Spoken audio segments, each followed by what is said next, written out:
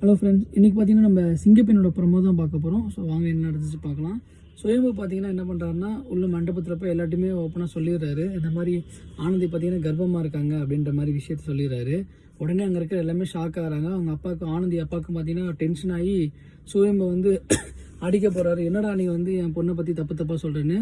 அதுக்கு வந்து சுயம்பு என்ன சொல்கிறாருன்னா, உங்களுக்கு நம்பிக்கை இல்லைன்னா வைத்தியத்தை கேளுங்க அப்படின்றாரு. அதுக்கு வைத்தியர் என்ன பண்ணுறாரு, ஆமாங்க இது போல் வந்து உங்கள் பொண்ணு கர்ப்பமாக தான் இருக்குது அப்படின்ற மாதிரி சொல்லிடுறாங்க.